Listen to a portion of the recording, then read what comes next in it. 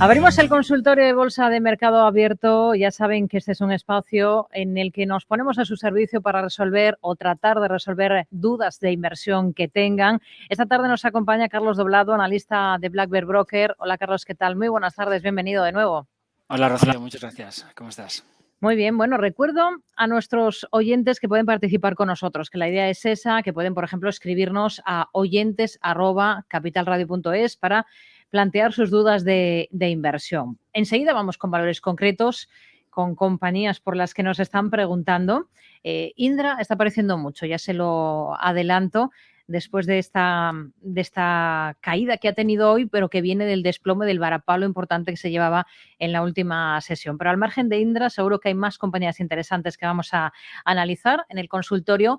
Antes, Carlos, antes que nada, pues su impresión de cómo están las cosas ahora. Hace unas semanas que no hablamos, tenemos al selectivo que hoy sí que ha repuntado, como el resto de plazas en Europa. Estamos viendo en Estados Unidos al Nasdaq 100, una caída ahora mismo del 1,5%, que es un poco la nota discordante, ¿no? En esta semana marcada por esa avalancha de reuniones de bancos centrales, lo vengo diciendo durante toda la semana, y mañana viernes es ese último gran vencimiento del ejercicio. Bueno, la verdad es que llevamos algunas semanas en las que no han pasado demasiadas cosas. La última vez que hablamos yo te comentaba lo que hemos venido hablando tú y yo mucho tiempo. Es decir, estas resistencias tan importantes en proceso de corto o medio plazo para el caso del S&P 500 y del Nasdaq abajo, más una resistencia en este caso más amplia, vendría desde pues, la última parte del 2020 y luego esa super resistencia que he llamado muro de acero para, bueno, me gusta buscar nombrecitos para hacer historias, ¿no? Que nos permiten recordar rápida e intuitivamente las cosas que escuchamos. Y es ese nivel de muy fuerte resistencia que, por ejemplo, también podríamos ver en esta zona en un Russell 2000.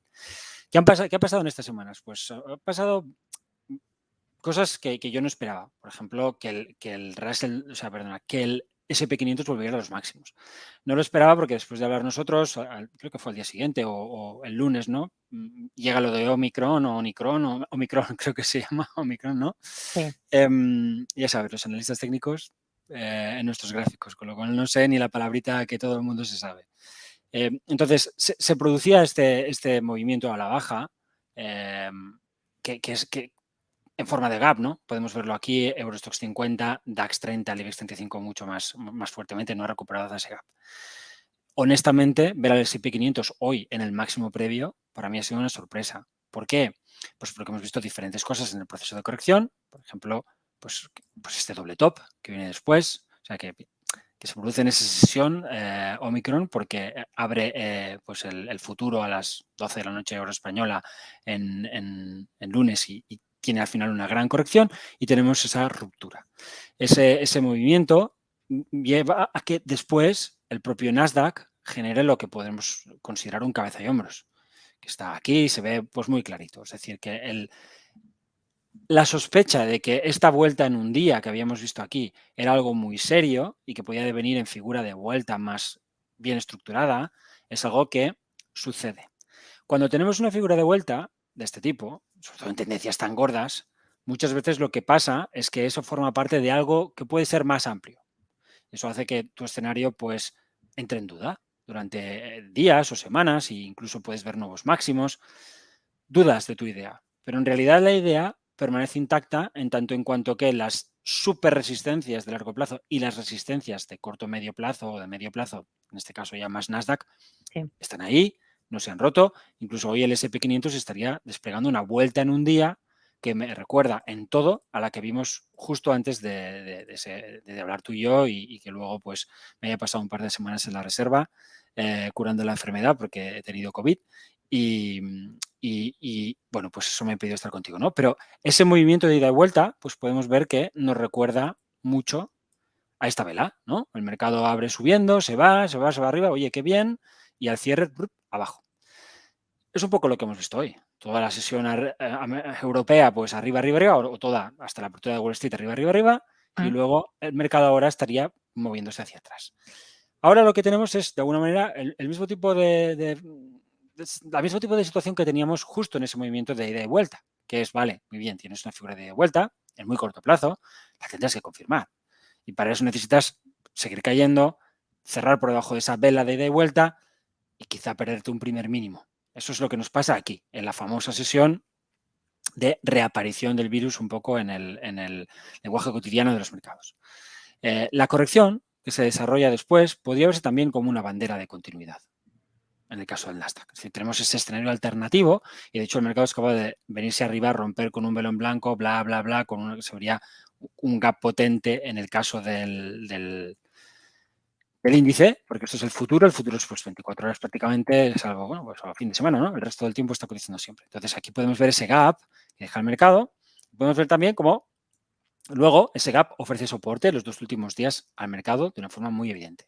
Entonces, y ahora ya conecto con Europa. ¿Qué es lo que tenemos? Pues tenemos un mercado que deja una serie de elementos potencialmente bajistas, que plantea un escenario de reversión de ese escenario, al menos a muy corto plazo, para atacar esas zonas de resistencia. Eso pasa, por ejemplo, en el caso del S&P 500, no pasa ni de lejos en el caso de un Russell 2000.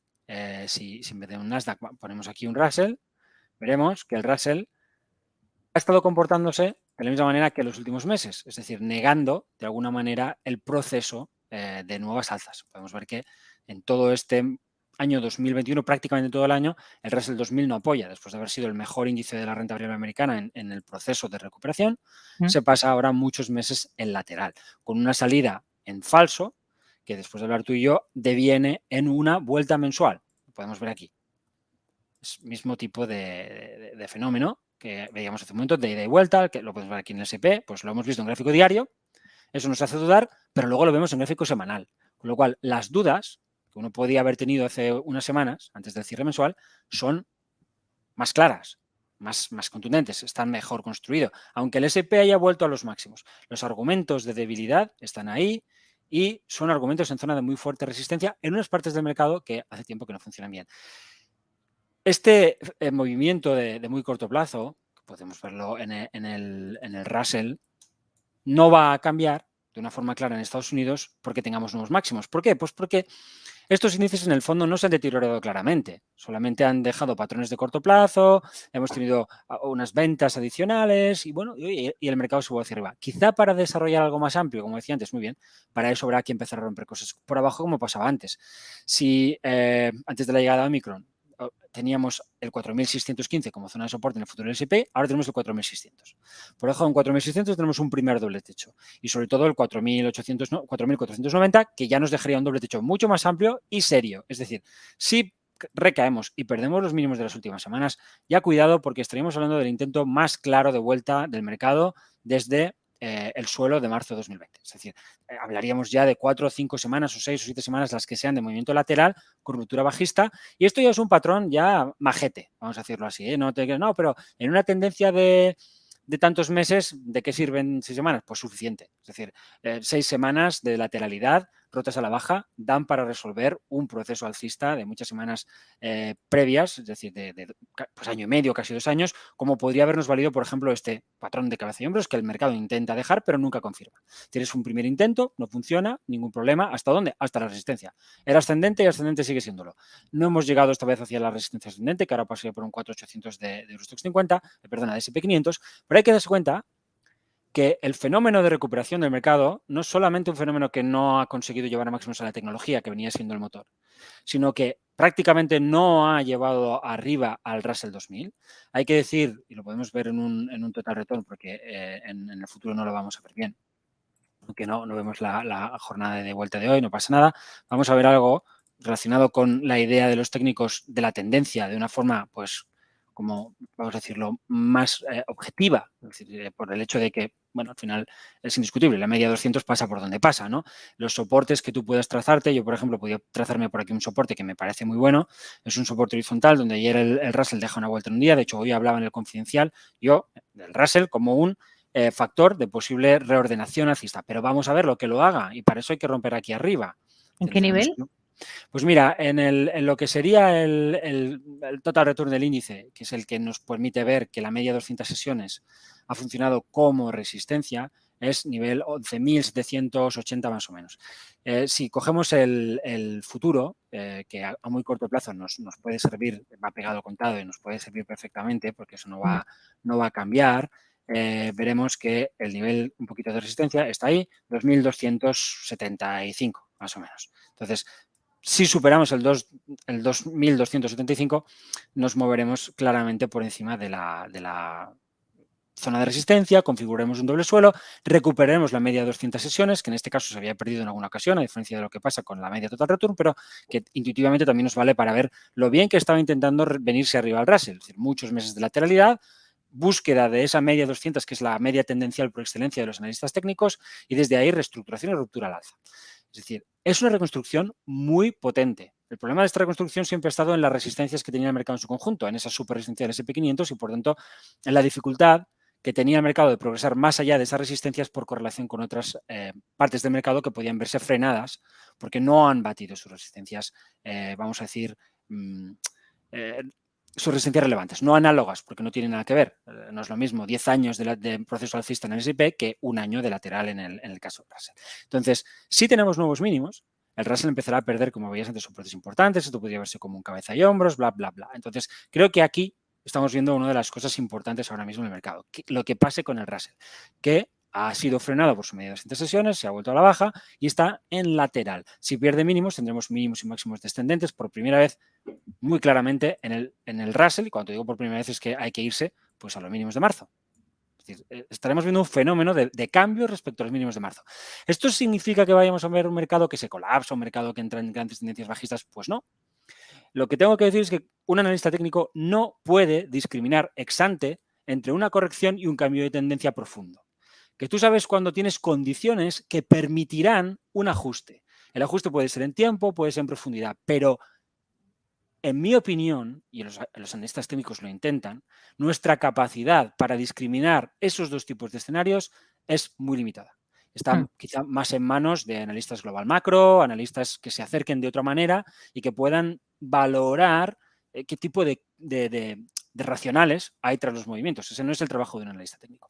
Pero sí lo es para nosotros, lo que hemos hablado varias veces, establecer la idea de que, bueno, llegados hasta aquí, el mercado lo tiene francamente difícil. Con lo cual, tener una cierta distancia parece inteligente. Incluso una distancia de medio plazo, a meses vista, a un año y medio. ¿Por qué? Pues porque este rally es un rally que se corresponde con un alza del 100%. Esto tendría que haber pasado en 5 o 6 años y ha pasado un año y medio. Entonces, de la misma forma que subes mucho, pues puedes ajustar bastante sin que eso signifique que la tendencia principal está comprometida. Y en Europa, por acabar de completar, y lo del IBEX ya es de escándalo, Sí. pues no hemos visto ningún movimiento que nos lleve a máximos, salvo el del FTSE de Londres, que curiosamente en los últimos 2, 3 días, 4, es el que está más débil. Es el único que ha vuelto a los máximos junto al SP500, lo podemos ver, y es una referencia interesante a la hora de valorar pues, un posible movimiento de recaída. Si tenemos nuevos mínimos bajo los 7.000, tenemos aquí un importante doble techo en una zona de resistencia ascendente bastante clara, se ve mucho mejor en un total return. Esto es un price return, tiene un código muy difícil, me cuesta mucho sacar el FTSE total return, entonces lo podemos ver más o menos en corto plazo y esos 7.000 del FTSE serían importantes. Hay que ver que el FTSE, como te decía, es el único índice que se ha movido por encima de estos gaps. Es decir, este hueco que se deja cuando Omicron vuelve o el coronavirus vuelve a nuestras vidas, no hablo de la mía, que yo en ese momento ya estaba fastidiado, sino a la vida de todos, a la hora de decir, bueno, esto está condicionando lo que pasa en los mercados. Fíjate que ese gap, esto es el DAX, en Eurostoxx pasa lo mismo, en el CAC pasa lo mismo, no se ha cerrado en ningún momento. El mercado ha intentado reestructurar al alza con un pequeño patrón de vuelta tipo cabeza y hombros, y para ello también ha dejado aquí un gap. Fíjate que ese gap, como antes veíamos en el Nasdaq, ha sido el soporte. Entonces estamos entre estos dos gaps en muy corto plazo. Superar este nivel, podríamos decir que es la zona del 15.900 y 15.920 en el caso del DAX, permitiría al índice moverse hacia los máximos y por qué no superarlos. Cerrar este gap que tenemos aquí nos invitaría a pensar que vamos a ver nuevos mínimos. Y en la corrección hay algo que quizá yo no suelo utilizar mucho, pero está bien decirlo. Para mí es una caída en 5 ondas. 1, 2, 3, 4, 5. Y eso es impulsividad. Es verdad que ese 5 podría ser una C dentro de una plana amplia y esto podría al final también ser, digamos, un fenómeno que por Elliott me justifique no un techo, sino un suelo. Pero bueno, aparece como 5, eso es interesante porque es una forma de arrancar, de considerar esto una vuelta a nube y no tendremos estructuración de patrón de vuelta, pero ni ahora ni nunca, no lo hemos podido tener mientras no perdamos los mínimos. Es decir, mientras todos los mínimos sean crecientes en la secuencia, pues aquí no hay nada que decir en relación a lo que pasa más allá del corto plazo. Por debajo de esa zona, que es 14.850 en el caso del DAX, 14.800, habremos roto un movimiento lateral de 6 meses. Un poquito lo mismo que hemos visto con el Russell. Es decir, un proceso pues, de lateralidad. En Europa también ha sido desigual. Por ejemplo, en el DAX es muy clara esta lateralidad, pero otros índices como el FTSE pues, no la presentan a lo mejor tan clara. En el caso del IBEX, y ya terminamos con todo el repaso, que creo que merecía la pena ver a fondo, porque están pasando cosas que tienen mucho que ver con el proceso de fondo, podemos ver, ¿no?, el lateral. Y cómo en la zona de soportes, pues el mercado ha aguantado. Entonces, hasta aquí, pues una corrección del 10% del IBEX 35, ya hemos visto una hace unos meses. Esto es el padre nuestro de los mercados, quiero decir que es que cada año hay correcciones del 10% de forma natural. Eso forma parte de la normalidad más absoluta. Es muy raro que tengas un año en el cual no veas una corrección del 10%.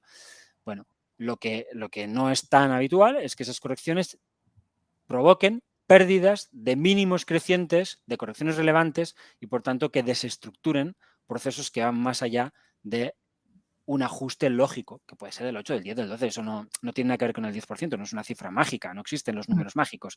Ni siquiera la teoría de onda de Elliott con su 0,618 me merece el respeto suficiente y soy analista técnico. No creo en los números mágicos. Pero, porque a veces, oye, pues bueno, más del 10% ya no es corrección, es mercado bajista. Bueno, ¿y por qué? Es mejor, el soporte está un 12% bajo. Bajas hasta el soporte y vuelves a subir. Son cosas que hacen más daño que bien. Pero desde luego, en términos de precio, si perdemos estos mínimos, tendremos cosas relevantes y potencialmente bajistas. Otro lugar donde yo, por ejemplo, miraría, a mí me gusta mucho el mercado suizo, es precisamente el SMI. Fíjate que es el único índice europeo, antes decía el FTSE, que no solo ha dado máximo, sino que los ha batido. Sí. Esto es interesante, es decir, tienes una parte de la renta variable que sigue fuerte. Hoy, por supuesto, no creo que haya tenido una gran sesión, pero bueno, sí, esta es la sesión de hoy, es decir, se ha mantenido arriba, ¿no? Y esto es una buena noticia. Otro elemento, por ejemplo, que puede ayudarnos a reconsiderar el intento del mercado de irse arriba, pues cerrar este hueco, es decir, que recaigamos, tenemos este hueco y que perdamos estos mínimos. Son los índices más fuertes y, por tanto, son los índices que se empiezan a revertir de nuevo, pues te mandan un mensaje más negativo para lo que sería el proceso general. Vamos a ir, si le parece, Carlos, con dudas de nuestros oyentes. Vamos a escuchar este mensaje, esta nota de audio que nos ha dejado uno de ellos. Hola, buenas tardes. Soy Diego desde Madrid. Antes de nada, enhorabuena por el programa. Quería preguntarle a Carlos Doblado por 2 acciones españolas. Una de ellas es Indra. La compré ayer al precio más bajo en el que estuvo, a 9,32. La compré porque me recordó a Acerinox hace unos meses, que creo que la situación fue similar.